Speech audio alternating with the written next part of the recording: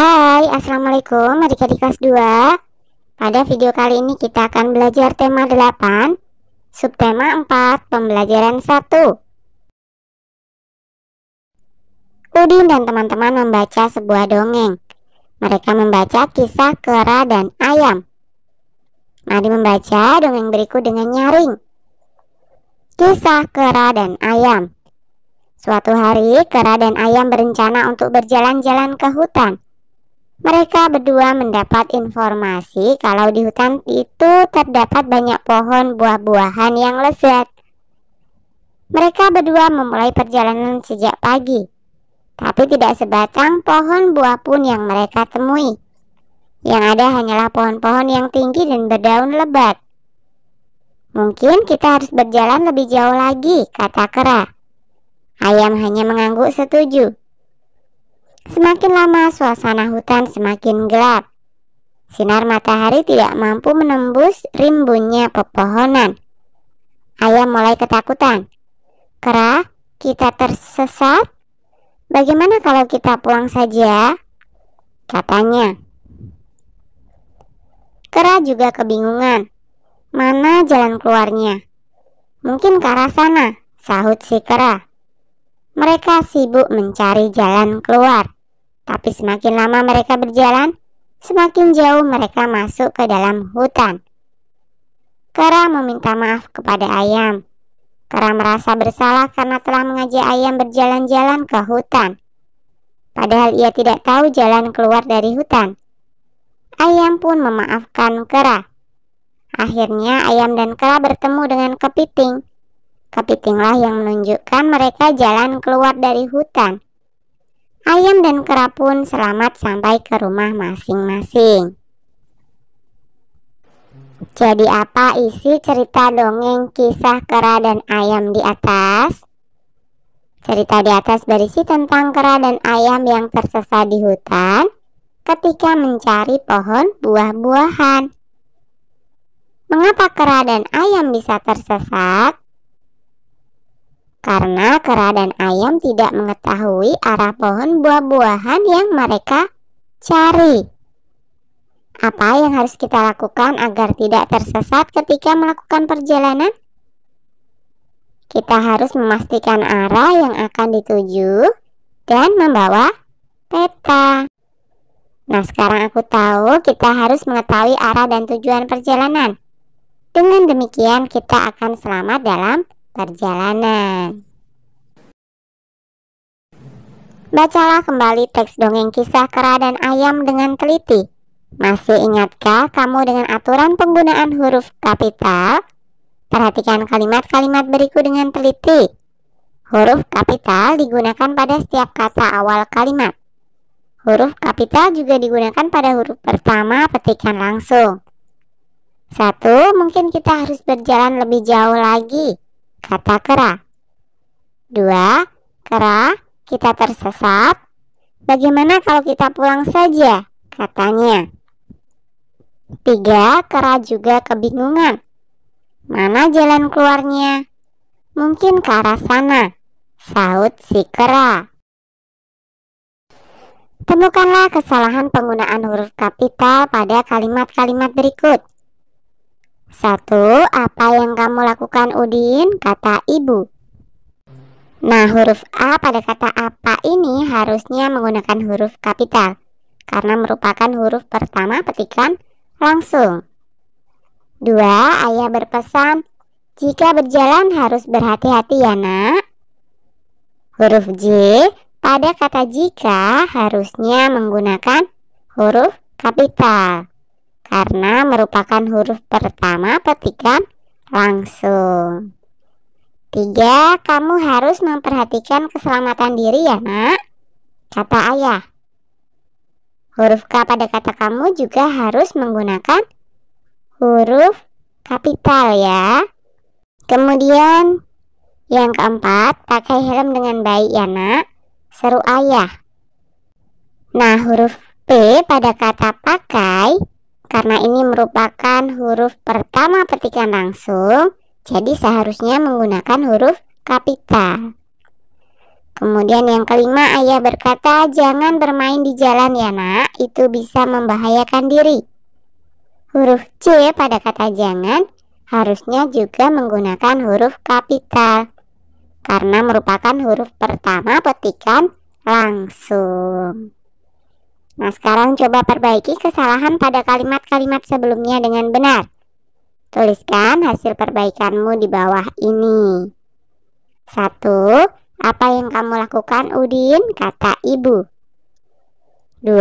Ayah berpesan jika berjalan harus berhati-hati ya nak. 3. Kamu harus memperhatikan keselamatan diri ya nak, kata ayah. 4. Pakai helm dengan baik ya nak, seru ayah.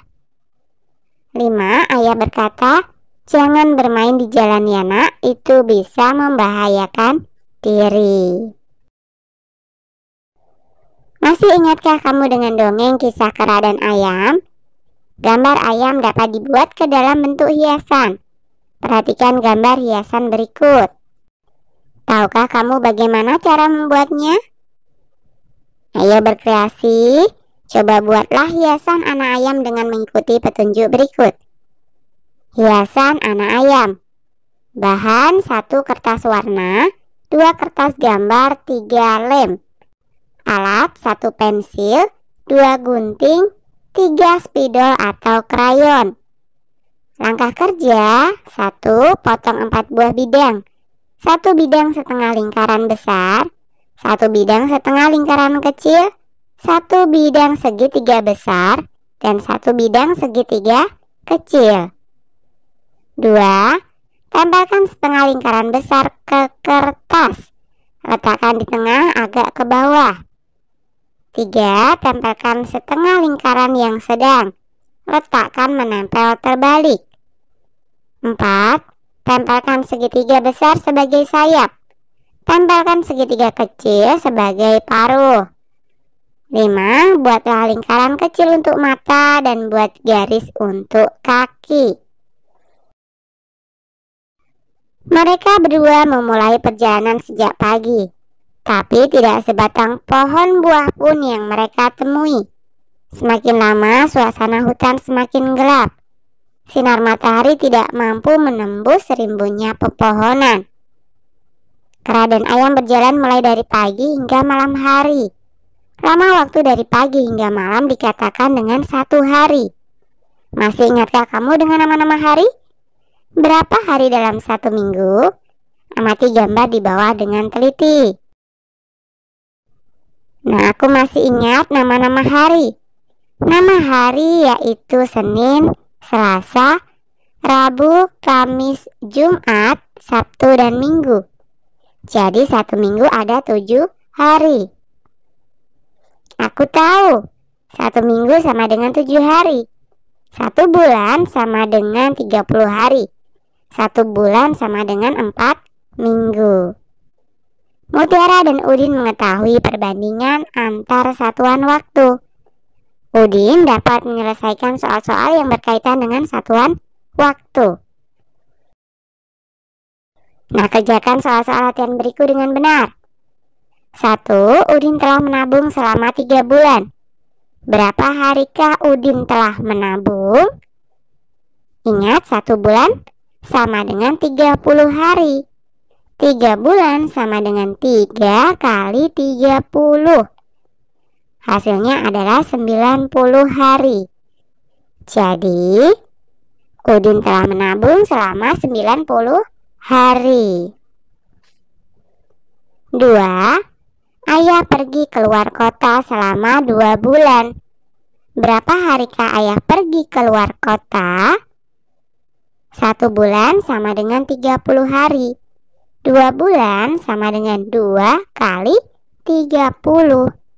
Hasilnya adalah 60 hari. Jadi ayah pergi keluar kota selama 60 hari. 3. Umur adik Beni telah 4 bulan. Berapa harikah umur adik Beni? 1 bulan sama dengan 30 hari. 4 bulan sama dengan 4 kali 30. Hasilnya adalah 120. Jadi, umur adik Beni adalah 120 hari.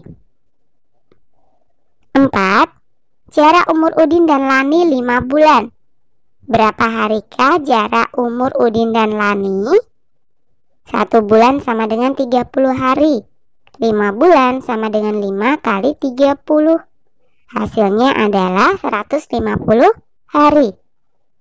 Jadi jarak umur Udin dan Lani adalah 150 hari.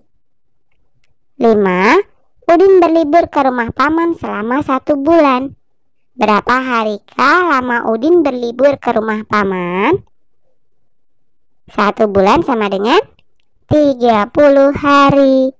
Jadi, Udin berlibur ke rumah paman selama 30 hari. Wah, kalian memang hebat ya. Oke, sampai di sini dulu video kali ini ya. Sampai jumpa di video berikutnya.